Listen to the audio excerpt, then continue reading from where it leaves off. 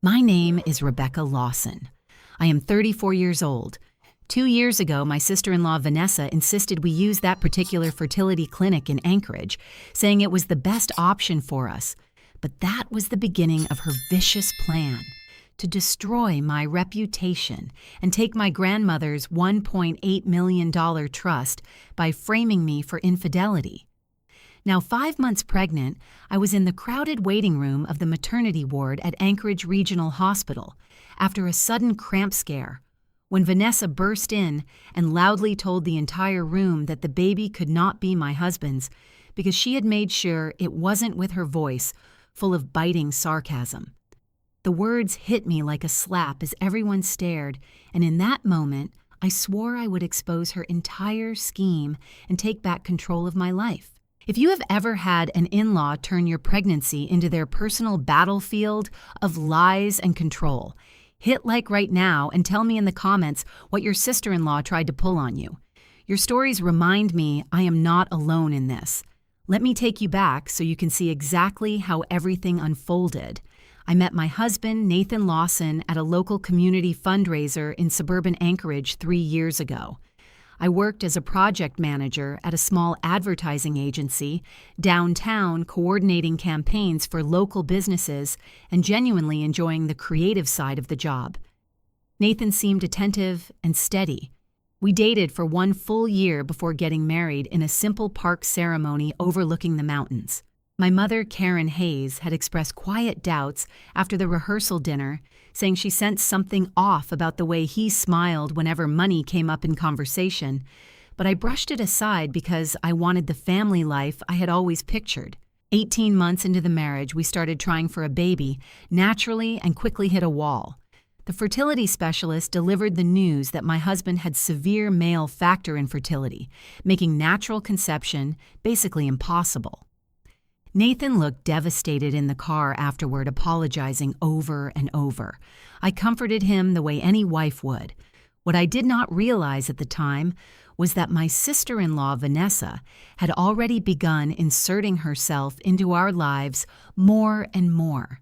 She lived just 20 minutes away in the same suburban neighborhood and always had an opinion on everything. She was the one who researched clinics, printed out brochures, and pushed us hard toward the one she swore was perfect, claiming she had a connection through a friend of a friend. I thanked her at the time because I was emotionally drained and grateful for any help. Looking back, those were the first subtle signs I missed. The clinic my sister-in-law recommended handled all the paperwork. My husband insisted on managing most of it himself, while Vanessa texted him constantly with helpful suggestions about the process. I thought it was simply family support. The first IVF cycle failed, and I spent 3 days in bed crying while my husband held me and whispered that we would try again. Vanessa showed up with takeout and a bottle of non-alcoholic sparkling cider, but her comments carried that familiar edge. She patted my shoulder a little too hard and said some things just are not meant to be easy, are they? But at least you have that big trust fund to fall back on if this whole baby thing does not work out. It was the first open reference to my inheritance, and it left a sour taste I could not quite shake. The second cycle 5 months ago worked. The positive test felt like a miracle. I cried happy tears in the bathroom while my husband paced outside the door talking excitedly about nursery colors. Vanessa was the first person he called, and she arrived within the hour with a gift bag and that same tight smile. Over the following weeks, small things started piling up. My husband began keeping his phone face down and stepping outside for calls he claimed were work-related, even though it was 10 at night on a weekend. Vanessa's texts to me became more frequent, always circling back to the trust fund. She would say things like, "You really should add Nathan as a co-trustee. Just in case something happens during delivery, it is only practical. Family takes care of family."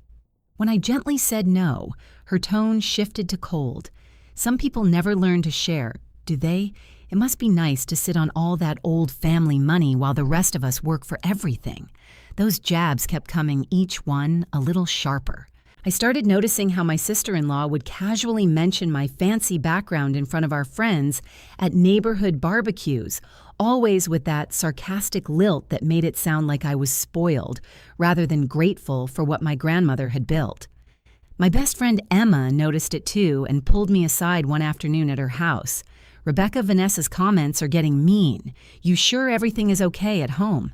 I brushed it off because I was pregnant and exhausted and still wanted to believe my marriage was solid. But the financial pressure ramped up.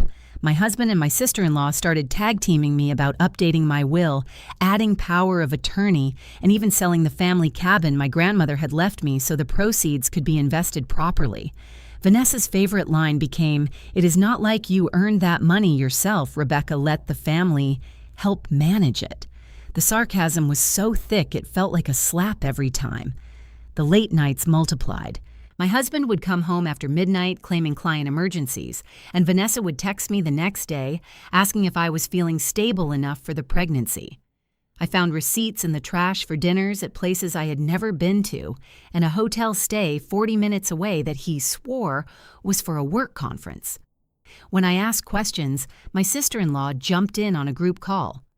"Oh, Rebecca, pregnancy hormones really do make some women paranoid, do not they? Nathan is just trying to provide for you and the baby. Maybe you should focus on resting instead of playing detective." Her voice dripped with fake concern, but the contempt underneath was unmistakable. I started to feel ashamed for even wondering exactly the way she wanted me to. One night, I woke up at 2 a.m. to find my husband in the kitchen, on the phone, voice low. I crept to the hallway and caught fragments. "Vanessa, it is almost time. By next spring, everything will be settled if we stick to the plan." He hung up the second he saw me and claimed it was a work emergency. I did not push because the alternative was too painful to consider. The next week, Emma came over for coffee and watched me make excuse after excuse for both my husband and my sister-in-law. Finally, she set her mug down. "Rebecca, when was the last time Vanessa said something genuinely kind without a backhanded comment? Trust your gut. Something is off." That night, I could not sleep. I kept replaying every sarcastic remark, every late-night call, every push for access to my trust. Then came the day everything collided in that hospital waiting room. The cramp had scared me enough to drive myself to the maternity ward for a quick check. I was alone, because my husband had a meeting he could not miss, and Vanessa had offered to meet me there for support. When she walked in, she did not even ask how I was feeling. She just stood in the middle of the room, voice carrying to every person waiting, and delivered her line with that signature sarcasm. "Well, Rebecca, we all know this baby is a miracle, but let us be honest, it could not possibly be Nathan's. Could its some secrets have a way of coming out?" The room went dead silent. A couple of nurses looked up from their charts.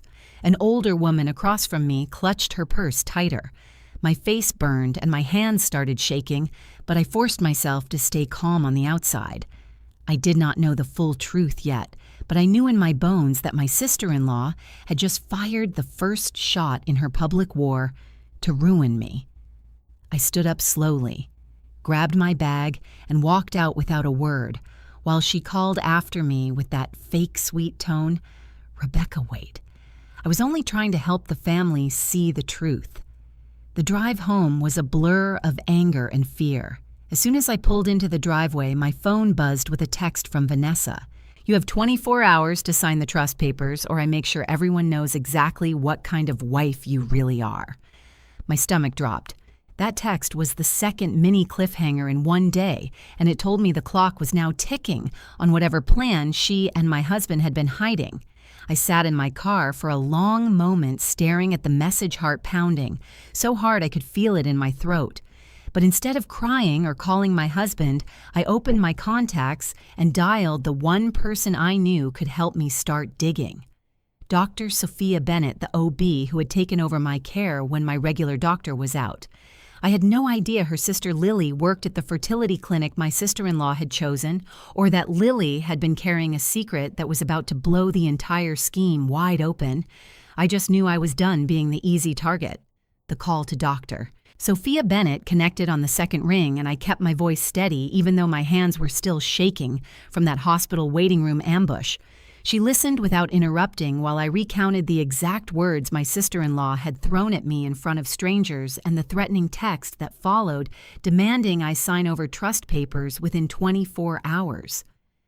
Dr. Sophia's tone shifted from professional to urgent the moment I mentioned the fertility clinic my sister-in-law had pushed so hard. "Rebecca, this is going to sound impossible, but I need you to come to my office right now, and I mean right now. My sister Lily works at that exact clinic, and she has been carrying something heavy for months. I think your sister-in-law is the one who set this whole thing in motion." I drove straight there, checking my rearview mirror every block, because paranoia had officially become my new normal. When I walked into the private consult room, Sophia closed the door and locked it the way someone does when they are about to hand you the keys to your own survival. Her sister Lily was already waiting, pale and exhausted, with dark circles under her eyes that told me guilt had been eating her alive. Lily started talking before I even sat down, her words tumbling out in a rush. 3 months earlier, my sister-in-law had approached her at the clinic with a proposition wrapped in the same sarcastic charm she used on me. Vanessa claimed there was a family genetic issue she did not want to burden me with and offered $45,000 cash to switch the sperm sample so the pregnancy would look natural, but leave room for later proof of infidelity. Lily had student loans and credit card debt piling up, and the money felt like a lifeline at the time, but the guilt had been destroying her ever since, especially after the pregnancy test came back positive. Sophia laid out the folder she had prepared with copies of everything Lily had saved. Original clinic logs showing the switch payment transfers traced back to an account my sister-in-law controlled, and even a series of texts between Vanessa and the embryologist who had taken another $25,000 to make it all disappear from the records. My sister-in-law had been planning this for over a year, building the perfect trap, so that after the baby was born, she could push for a DNA test, frame me as the cheater, and trigger the infidelity clause in the prenup my husband had insisted we sign right before the wedding. The clause was clear: if I was caught cheating, I owed $275,000 in penalties and forfeited any claim to the family. Trust my grandmother had left me the $1.8 million that had always been my quiet security. Vanessa wanted it all, and she had been using my husband as the front man while she pulled every string from the shadows. The pieces clicked together so fast it made my head spin. Those late-night calls I had overheard were not work. They were my sister-in-law coordinating the final details. The sarcastic jabs about my trust fund were never random. They were tests to see how far she could push before I broke. And the public scene in the hospital waiting room was her first move to start destroying my reputation right there in our suburban Anchorage community where everyone knew everyone. I sat there for what felt like an hour reading the documents, over and over, my hand resting on my belly where the baby kicked like it could sense the storm coming. Shock gave way to something colder and sharper, a clear, focused anger that settled deep in my chest. My sister-in-law thought she had me cornered because I was pregnant and emotional, but she had no idea who she was dealing with. I thanked Lily for coming forward, even though she looked like she might throw up from the relief of finally telling the truth. She promised she would give a sworn statement to anyone I needed, and the embryologist had already started cracking under his own guilt once he realized my sister-in-law was not going to protect him if things went south. Dr. Sophia connected me with a private investigator named Amanda Foster. Right there on the spot, a no-nonsense former detective who specialized in financial fraud and family betrayal cases. I left the office with copies of every document tucked in my bag and a plan already forming. But I drove home the long way, giving myself time to rehearse the calm face I would wear when I walked through the door, because my sister-in-law had eyes and ears everywhere, including the neighborhood security cameras my husband had installed last year under the excuse of keeping the baby safe. The house was quiet when I got back, but my husband was waiting in the kitchen with that practiced, concerned look he had perfected. Before he could say a word, my phone buzzed again, This time, a group text from Vanessa that included 3 of our mutual friends from the neighborhood barbecue circuit. The message read, "Just left the hospital and poor Rebecca is really struggling with reality. Again, maybe we should all rally around her before she makes any rash decisions about the trust fund." It was the second text threat in one day, and it carried that same vicious sarcasm that made my blood run cold. She was already starting the public whispers, turning me into the unstable pregnant wife, so that when the DNA bomb dropped later, everyone would nod and say they had seen it coming. I stared at the screen for a long second, then looked up at my husband and forced the sweetest smile I could manage. "Everything at the hospital was perfect. The baby is strong and healthy. Tell your sister thanks for the support." He relaxed visibly, thinking the trap was still hidden. But I spent the rest of that evening mentally mapping out my next moves while pretending to scroll through baby names on my laptop. The following morning, I called in sick to the advertising agency and drove 2 hours to a different part of town where no one would recognize me.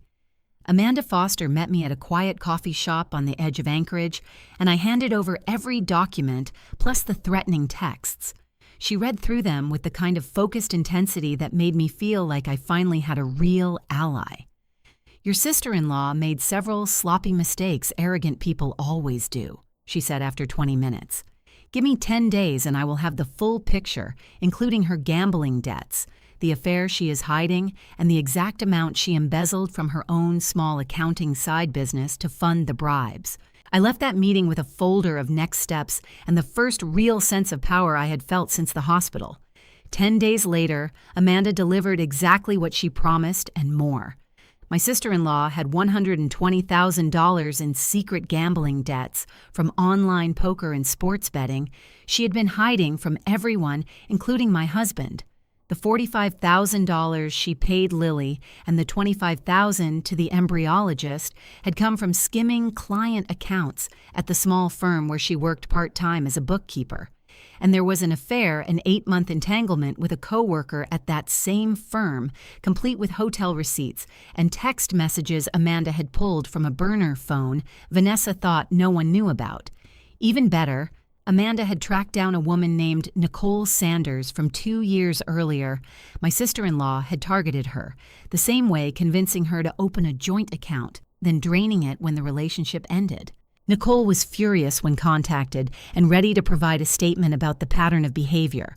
But the real game changer was the new supporting witness who had stepped forward on his own after hearing rumors my sister-in-law was spreading around the neighborhood. Brian Ellis, our next-door neighbor, had been out walking his dog one night and overheard Vanessa on her phone in the backyard detailing the exact timeline for the DNA test and the prenup payout. He recorded a short clip on his phone without her knowing and brought it to Amanda the moment he realized something was deeply wrong. With Brian's audio, Lily's sworn statement, and all the financial trails, we now had enough to bury the scheme before my sister-in-law could launch her full public exposure attack. I met with my mother the same afternoon, 2 years of distance melting away the second I told her everything. She had warned me about both my husband and my sister-in-law from the beginning, and instead of any "I told you so," she simply asked what I needed. Within 48 hours, she connected me with a top family law attorney named David Hargrove, who specialized in fraud cases involving trusts and prenups. David reviewed the evidence and his eyes lit up like he had just been handed the easiest winning case of his career. "Your sister-in-law is looking at fraud, conspiracy, and embezzlement charges, plus the prenup infidelity clause now works against her because the affair evidence is ironclad. We can freeze her access to any shared accounts and have an arrest warrant ready the moment we choose to pull the trigger." I felt the power shift in that moment, like a heavy door finally swinging open after months of being locked inside. But my sister-in-law was not done pushing. 2 days later, she showed up unannounced at my office during lunch hour with my husband trailing behind her like a reluctant shadow. She cornered me in the break room where 2 of my co-workers, including my ally, Sarah Mitchell, were eating at the table. Vanessa did not even wait for the door to close before she started in with that signature sarcasm dripping from every word. "Rebecca, I heard you have been making some very paranoid phone calls lately. If you do not sign those trust papers by tomorrow, I will have no choice but to tell everyone at the neighborhood meeting exactly why this baby might not be Nathan's. We all know how important reputation is in a small community like ours, do not we? Sarah's eyes widened and she quietly pulled out her phone under the table, starting a voice recording without my sister-in-law noticing. The jab landed exactly as Vanessa intended, cutting straight into the fear she had been cultivating for months. My husband shifted beside her, mumbling something about how we could all just talk this out calmly. But Vanessa cut him off with a sharp look and kept going, her voice rising just enough to make sure the whole office heard the next part. Some people think they can hoard family money forever, but the truth always comes out, Rebecca. Maybe it is time you stopped pretending to be the perfect wife and admitted what you did. The room felt like it was closing in and my coworkers were staring, but instead of crumbling, I looked her straight in the eye and said nothing. That silence was my first real counter move, and it clearly rattled her because she stormed out, muttering about how I would regret not listening to family. The recording Sarah handed me later that afternoon was the third mini cliffhanger in what felt like a single week of escalating chaos. It captured every sarcastic word and threat, and it gave us leverage to move faster than my sister-in-law expected. I forwarded it to David and Amanda that same night, and by the following morning, we had a strategy session scheduled. My sister-in-law had intended the office scene to be the start of her public reputation destruction campaign, but all she had done was hand me the perfect evidence of coercion. I went to bed that night with my hand on my belly, feeling the baby move, and for the first time, I whispered out loud that we were going to be okay. The plan was set, the pieces were in place, and the sudden public exposure she had been building toward was about to boomerang straight back at her. But I still had one more secret meeting to attend before I could spring the trap. And the timing had to be flawless because if she caught even a whisper of what was coming, she would accelerate everything and try to ruin me first. The secret meeting was with my mother and David, the lawyer, that afternoon in a back room at the local library branch, where no one from the neighborhood ever went. My mother had driven up from her place across town the moment I texted her the latest threat, and she hugged me tight without a single word of blame for the years I had spent ignoring her warnings about my sister-in-law. David spread the new evidence across the table, including Brian Ellis's audio clip and Sarah Mitchell's office recording, and he laid out the exact timeline we would follow. Your sister-in-law is about to host that neighborhood baby support gathering. She's been bragging about on the group chat, he said. We let her set the stage herself, then we flip it. She wants sudden public exposure. She is going to get it in the worst way possible for her. My mother squeezed my hand, and for the first time in months, I felt the weight lift just a little. We had 48 hours until the park event, and every detail had to stay hidden because my sister-in-law had eyes everywhere. That night, my phone lit up with another text from my sister-in-law. Rebecca, I hope you are not planning anything stupid with those paranoid calls you have been making. If you do not sign the trust papers by morning, I will make sure the entire neighborhood knows exactly what kind of woman you are carrying that baby. Some secrets do not stay secret forever, do they? The sarcasm practically dripped off the screen, and it was the third direct threat in less than a week. I stared at it for a long moment, my heart racing, but I did not reply. Instead, I forwarded it straight to David and Amanda. The mini cliffhanger hit when my husband came home late and casually mentioned that my sister-in-law had asked him to help set up tables for the gathering tomorrow. He had no idea I knew everything, but the way he avoided my eyes told me he was deeper in her plan than I had realized. I smiled and said the gathering sounded lovely, while inside I was counting down the minutes until I could end this once and for all. The neighborhood park was packed the next afternoon with close to 150 people from our suburban Anchorage community families, friends and coworkers, all milling around under the white tents my sister-in-law had rented for the baby support celebration. She had organized every detail down to the pale blue balloons and the banner that read, "Welcome, little one," like she was the doting aunt everyone should admire. My husband stayed close to her side, looking nervous but loyal, while I arrived with my mother, David, and Amanda trailing a few minutes behind like casual guests. My sister-in-law spotted me immediately, and her face lit up with that tight smile that never reached her eyes. She waited until the string quartet had finished their first song and half the crowd had gathered near the main table before she raised her glass and started in with the vicious sarcasm I had come to expect. "Everyone, can we have a quick moment of honesty for Rebecca here?" My sister-in-law announced, her voice carrying across the lawn with that perfect mix of fake concern and biting contempt. "We all know this pregnancy has been such a miracle, but let us be real. Some things do not add up, do they? Rebecca has been acting so paranoid lately, making secret calls, hiding documents, and refusing to share the family trust like a normal person would. I hate to say it in front of all our neighbors, but the baby might not even be Nathan's, and I think we deserve the truth before we keep pouring support into someone who clearly has secrets." Gasps rippled through the crowd. A few people shifted uncomfortably.